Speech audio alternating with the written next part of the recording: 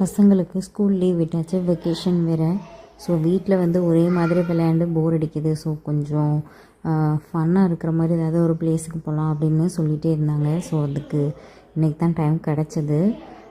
நமக்குமே பசங்களை வீட்டில் வச்சு என்டர்டெயின் பண்ணிகிட்ருக்கிறது கொஞ்சம் கஷ்டமாக தான் இருந்தது. ஸோ வெளியே ஏதாவது ஒரு பிளேஸ் பார்க்கலாம் அப்படின்னு நான் தேடும்போது எனக்கு கிடைச்ச இடம் தான் இந்த ஜாய்ஃபுல் ஜம்ப்ஸு. எங்களுக்கு வந்து கொஞ்சம் டிஸ்டன்ஸ் தான். இது வந்து பொன்மேனியில் இருக்குது, மதுரையில். சரின்னு கார் எடுத்துகிட்டு அப்படியே கிளம்பி வச்சு, கொஞ்சம் டிராஃபிக்காக தான் இருந்தது. இருந்தாலும் பசங்களுக்காக கூட்டிகிட்டு வந்தாச்சு.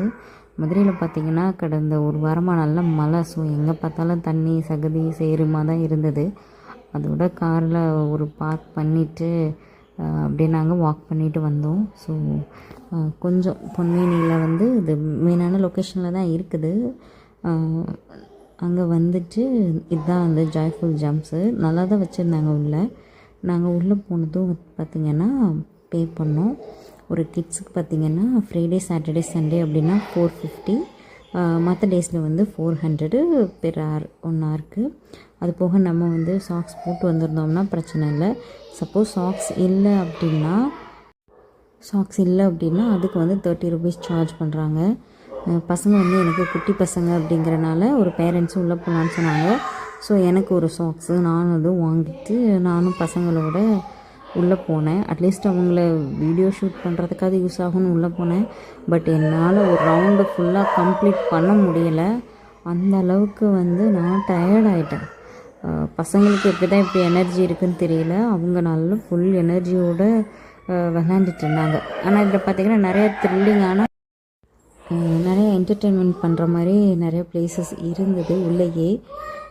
இடம் வந்து கொஞ்சம் கன்ஜஸ்டடாக இருந்தாலும் நிறைய வச்சுருந்தாங்க பசங்களுக்கு. ஒரே இடத்துல இருக்காதபடி 1 hour எப்படி போகுதுன்னே தெரியல.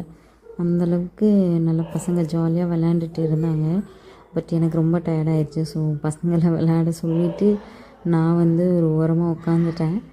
எதுவும் ஒன்று நான் மட்டும் கூப்பிடுங்க அப்படின்னு. அந்தளவுக்கு எனக்கு டயர்டாகிடுச்சு. பசங்க ஆனால் நல்லா என்ஜாய் பண்ணாங்க. பட் வந்து இது 1 hourக்கு மேலே வந்து அவங்களாலையுமே கண்டிப்பாக விளையாட முடியாது. 1 hour வந்து நம்ம எடுக்கிறது தான் வந்து இது வந்து ஒரு குட் சாய்ஸு. இல்லைனா வந்து வேஸ்ட் ஆகிடும், மணி வேஸ்ட் தான். அதுக்கு மேலே பசங்களும் ரொம்ப டயர்டாகிருப்பாங்க. ஸோ கரெக்டாக 1 hour தான் நாங்கள் எடுத்திருந்தோம். 1 hour கம்ப்ளீட்டாக பசங்க விளையாண்டாங்க. அதுக்கப்புறம் வந்துட்டு ரொம்ப பசிக்க ஆரம்பிச்சிருச்சு. ஸோ நாங்கள் வந்து கிளம்பி எதாவது சாப்பிட்லான்னு சொல்லிட்டு பக்கத்தில் பார்க்கும்போது கரெக்டாக அந்த ஜாய்ஃபுல் ஜம்ப்ஸ்க்கு ஒரு 400 மீட்டர் டிஸ்டன்ஸ்லேயே மெக்டி இருந்தது. ஸோ நாங்கள் வந்து அப்படியே மெக்டிக்கு போயாச்சு. போயிட்டு பசங்களுக்கு போனதுமே